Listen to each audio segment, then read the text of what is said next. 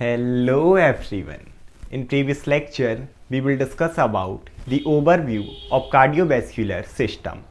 इस लेक्चर में हम बात करेंगे प्रॉपर्टीज ऑफ कार्डियक मसल की। जैसे कि हमने देखा था in the case of skeletal muscle कि उसकी बहुत सारी प्रॉपर्टी थी।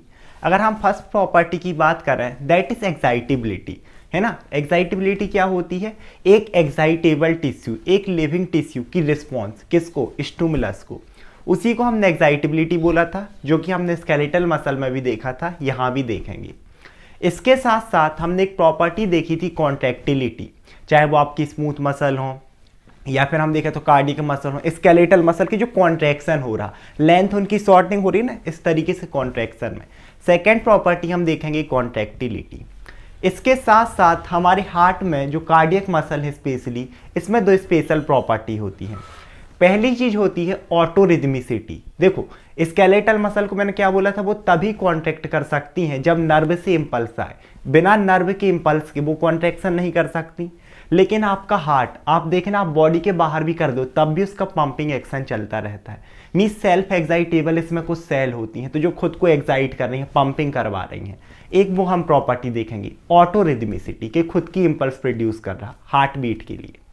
इसके साथ साथ एक प्रॉपर्टी और हम इसके अंदर देखते हैं दैट इज कंडक्टिविटी, कि जो हार्ट इंपल्स प्रोड्यूस कर रहा हार्ट बीट के लिए, पंपिंग के लिए, वो ऐसे नोट प्रोड्यूस करता है मेनली, जैसे मैंने प्रीवियस लेक्चर में बताया था। लेकिन उसके बाद जो इम्पल्सेस हैं पूरे हार्ट में किस तरीके से ट्रांसमिट हो रही हैं, ये वाली जो प्रॉपर्टी है ट्रांसमिशन की, कंडक्ट होना, इसको हम बोलते हैं कंडक्टिविटी। तो ये चार स्पेशल प्रॉपर्टी हमें पढ़नी है। इस पर्टिकुलर लेक्चर में हम बात करेंगे एक्साइटेबिलिटी की, और जो रेस्ट ऑफ द प्रॉपर्टीज हैं उन्हें आने वाले लेक्चर्स में। तो अगर एक्साइटेबिलिटी को हम देखें so it is defined as the response of आप एक्साइटेबल टिश्यू बोल लो या फिर आप बोल लो cardiac muscle to the stimulus. अब स्टिमुलस क्या? एक ऐसा फैक्टर है जो पर्टिकुलरली आपके लिविंग टिश्यू को, है ना, आपकी जो मसल्स हैं, स्केलेटल मसल है, कार्डियक मसल है, इनको एक्साइट कर सकता है, उसे हम बोलते हैं स्टिमुलस। इसके बाद अगर हम इसमें भी देखते हैं इलेक्ट्रिकल पोटेंशियल, जैसे स्केलेटल मसल में देखा था इलेक्ट्रिकल पोटेंशियल क्या, कि इस तरीके से अगर हम देखें ये रही हमारी एक कार्डियक मसल। अब इसके अंदर और बाहर जो चार्जेस का डिफरेंस रहेगा, है ना, ये हमारी कार्डियक मसल है। अब इसके अंदर और बाहर जो चार्जेस का डिफरेंस है, मींस अंदर ज़्यादा पॉजिटिव हो रहा या फिर बाहर ज़्यादा पॉजिटिव हो रहा, ये जो चेंजेस होते हैं अंदर बाहर के ना, हम कोई सा भी ले लेते हैं। अगर रेस्टिंग कंडीशन में देखें तो अंदर नेगेटिव और बाहर पॉजिटिव, है ना, मोर पॉजिटिव अंदर मोर नेगेटिव, इस तरीके से ये जो डिफरेंस है इसी को हम बोलते हैं इलेक्ट्रिकल पोटेंशियल।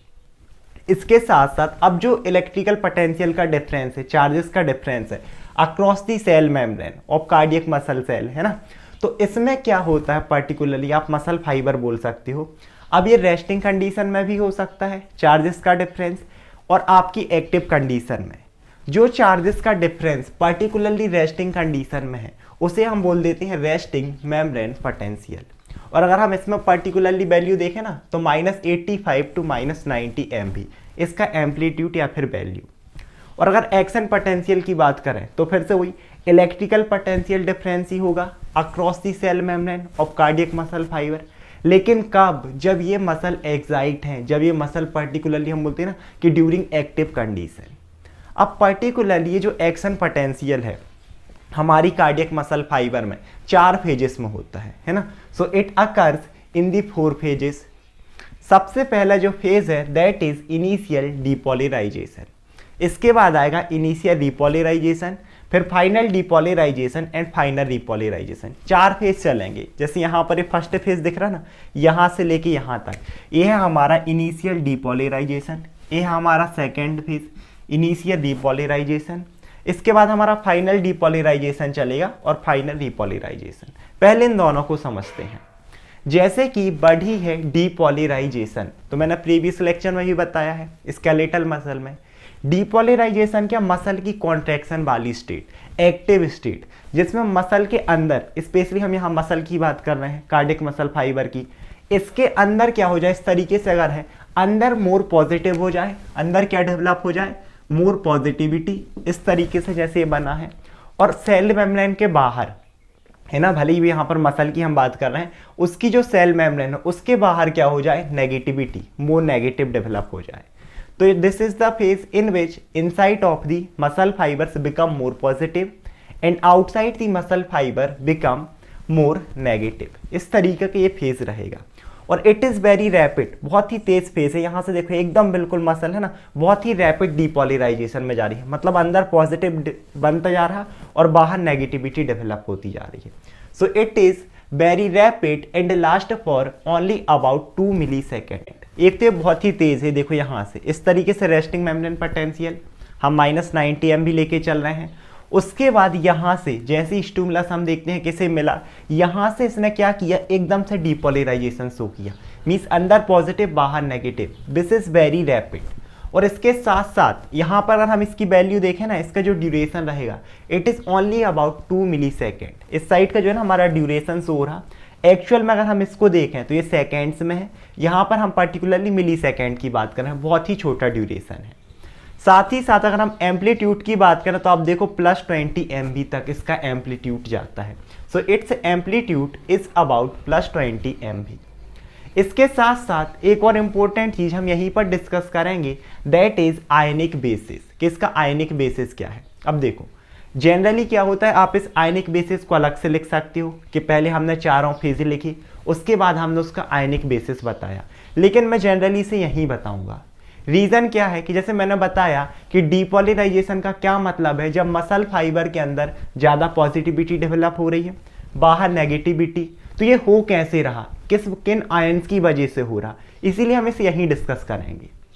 तो एक्चुअल में होता क्या है कि जब ये डीपॉलीराइजेशन वाला फेज चलता है, इनिशियल डीपॉलीराइजेशन, मान लो इस तरीके से हमारा मसल फाइबर, यहाँ पर बहुत सारे चैनल्स हैं, सेम एस यहाँ पर एक टाइप के चैनल प्रेजेंट होते हैं आपके sodium channels.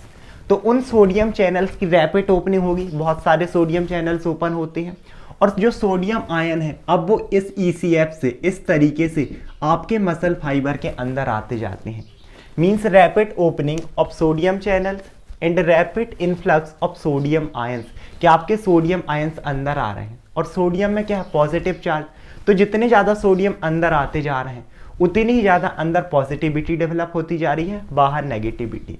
That is the reason कि हम इसे बोल रहे हैं डीपॉलीराइजेशन।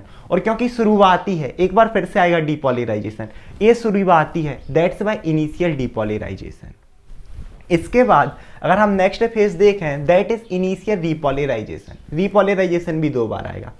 क्या हुआ ये देखो, रैपिड गया डीपॉलीराइजेशन, उसके बाद आप लोग देखो बिल्कुल जैसे ऊपर गया रैपिड, फिर से हम मसल आपकी नीचे आ रही है, मतलब अंदर नेगेटिविटी बाहर पॉजिटिविटी, रेस्टिंग कंडीशन में आई थोड़ी देर के लिए, यहाँ से लेके हम देखें तो यहाँ तक। इस छोटे से फेज को बोला जाता है इनिशियल रीपॉलीराइजेशन।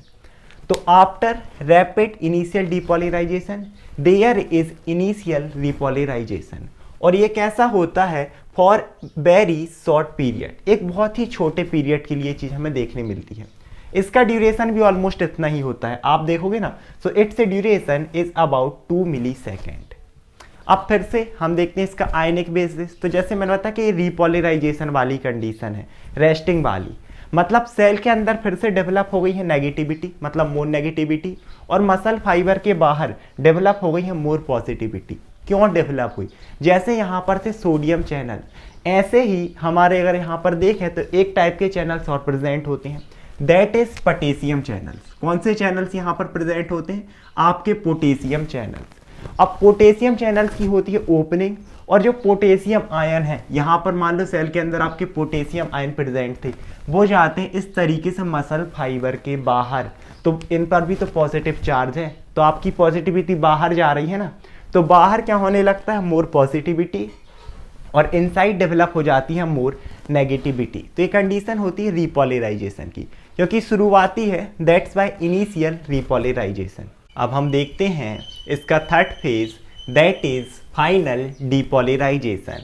अब मतलब इसमें फिर से क्या होगा, एक बार हमने देखा था हमें शुरुआत में, सबसे पहले हमें यहाँ पर देखने के लिए मिला था डीपॉलीराइजेशन। दैट इज द रीजन कि हमने उसे बोला था इनिशियल डीपॉलीराइजेशन, शुरुआती, क्योंकि उसके बाद आया रीपॉलीराइजेशन, और अब फिर से हमारे पास हमें देखने के लिए मिलेगा डीपॉलीराइजेशन। तो इसीलिए हम इसे बोलते हैं फाइनल डीपॉलीराइजेशन। ये जो तीसरा फेज है ना यहाँ पर, अब इसमें बोलोगे भैया हमें डीपॉलीराइजेशन कहाँ मिल रहा, ये तो ऊपर जाना था। लेकिन अगर इसको समझोगे, सबसे पहले था डीपॉलीराइजेशन, उसके बाद नेक्स्ट फेज में हमने देखा था इनिशियल रिपोलराइजेशन कि मसल एकदम से रिपोलराइजेशन में आ रही थी, लेकिन देखो इसे इस तरीके से जाना था, अगर रिपोलराइजेशन कंटिन्यू होता तो इसे नीचे की तरफ, लेकिन ऐसा नहीं हो रहा। मसल एक बार फिर से यहाँ कॉन्ट्रैक्टेड जो स्टेट है ना, डीपोलराइज स्टेट, उसमें थोड़ी देर के लिए रुकती है। तो ये एक ऐसा फेज है, in this muscle remains in depolarize state for some time, और कितने टाइम के लिए, ऑलमोस्ट 200 से लेकर 300 मिली सेकेंड के लिए आपकी मसल इस कॉन्ट्रैक्शन स्टेट में ही रहती है। और दैट इज द रीजन कि हम इसे एक नाम और देते हैं, दैट इज प्लेटो।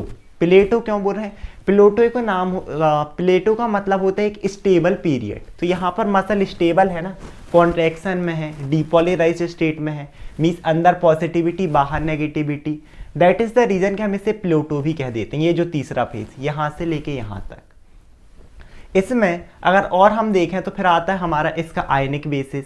एक और इम्पोर्टेंट चीज कि जैसे मैंने बताया इसका ड्यूरेशन है 200 to 300 मिली सेकेंड। अब इतने ज़्यादा टाइम तक अगर मसल डीपोलराइज स्टेट में है, कॉन्ट्रैक्टेड स्टेट में है, दैट इज द रीजन कि अगर हम कॉन्ट्रैक्शन पीरियड की बात करें ना, अगर दो को कंपेयर करें, किस किस को, contraction period of skeletal muscle and contraction period of cardiac muscle fibre, तो ये जो कार्डियक मसल का कॉन्ट्रैक्शन पीरियड है it is 5 to 15 time greater, है ना, 5 से लेके 15 टाइम ज़्यादा होता है compare to skeletal muscle. Reason यही है प्लेटो, कि इतनी देर तक मसल कॉन्ट्रैक्टेड पीरियड में ही हम देखें तो डीपोलराइज स्टेट में ही स्टेबल रहती है। आयनिक अगर हम बेसिस की बात करें तो फिर से हमें पता है अंदर क्या बनना है, पॉजिटिविटी। रीजन होता है ओपनिंग ऑफ कैल्शियम चैनल्स। इस तरीके से आपकी कार्डियक मसल फाइबर है, यहाँ पर आपके कैल्शियम चैनल भी प्रेजेंट होंगे। कैल्शियम चैनल्स ओपन होते हैं और ECF से जो कैल्शियम आयन है वो सेल के अंदर आने लगते हैं और कैल्शियम पर है पॉजिटिव चार्ज, मीन्स वही कॉन्ट्रैक्शन वाली स्टेट। इसके बाद हम देखते हैं इसका लास्ट फेज जो कि हमारा फोर्थ फेज है, जिसे हम बोलते हैं फाइनल रिपोलराइजेशन। अब फिर से समझो, देखो जो पहले रिपोलराइजेशन हुआ था इसीलिए बोला था हमने इनिशियल रिपोलराइजेशन, क्योंकि एक बार फिर से होना है, तो इसे हम बोलते हैं फाइनल रिपोलराइजेशन। तो इसके बाद होता है it occurs after the final depolarization, और इसे हम देखें तो ये बहुत ही धीरे धीरे होता है। यहाँ से हम देखें तो यहाँ से धीरे धीरे जा रहा, धीरे धीरे जा रहा, कब तक चलेगा कि फिर इसके बाद यहाँ पर हम देखेंगे तो मसल फिर से हमारी रेस्टिंग मेम्ब्रेन पोटेंशियल में आएगी। इस तरीके से जैसे रेस्टिंग मेम्ब्रेन पोटेंशियल था वापस जाएगी। तो ये रेस्टिंग मेम्ब्रेन पोटेंशियल से पहला वाला फेज है। इसके बाद फिर से रेस्टिंग मेम्ब्रेन पोटेंशियल एस्टेब्लिश्ड होना है। तो यहाँ पर अगर हम देखें so it is very slow process, और इसका ड्यूरेशन हम देखें ना तो 50 to 80 मिली सेकेंड, यहाँ से लेके यहाँ तक ड्यूरेशन है। इससे फिर में हम बात करें तो आयनिक बेसिस, मतलब एक ऐसा फेज रहेगा क्योंकि रिपोलराइजेशन हो रहा, मीन्स अंदर फिर से नेगेटिव होगी और बाहर क्या हो जाएगी, मोर पॉजिटिविटी डेवलप होगी। रीजन होता है इफ्लक्स ऑफ पोटेशियम आयन। फिर से क्या होगा, अंदर से आपके जो पोटेशियम आयन थे इनमें पॉजिटिव चार्ज है, ये होते हैं आपकी मसल फाइबर से बाहर। और अगर पॉजिटिविटी बाहर से हम देखें, अंदर से बाहर जा रही, मतलब बाहर मोर पॉजिटिविटी और अंदर हम देखेंगे तो मोर नेगेटिविटी डेवलप हो जाएगी। तो ये था हमारा action potential in cardiac muscle fibre, जो कि 4 फेज में हुआ। इनिशियल डिपोलराइजेशन मतलब कॉन्ट्रैक्शन वाली स्टेट, इनिशियल रिपोलराइजेशन रिलैक्सेशन, उसके बाद है हमारा final depolarization, muscle contraction state में है 200 से 300 मिली सेकेंड के लिए, और उसके बाद है हमारा फाइनल रिपोलराइजेशन, फिर से अंदर नेगेटिविटी बाहर पॉजिटिविटी, और उसके बाद आपकी जो कार्डियक मसल फाइबर हैं वो रेस्टिंग मेम्ब्रेन पोटेंशियल में चली जाती हैं। आज के लेक्चर में इतना ही। आई होप आप लोग को वीडियो समझ में आया होगा। Thank you so much everyone.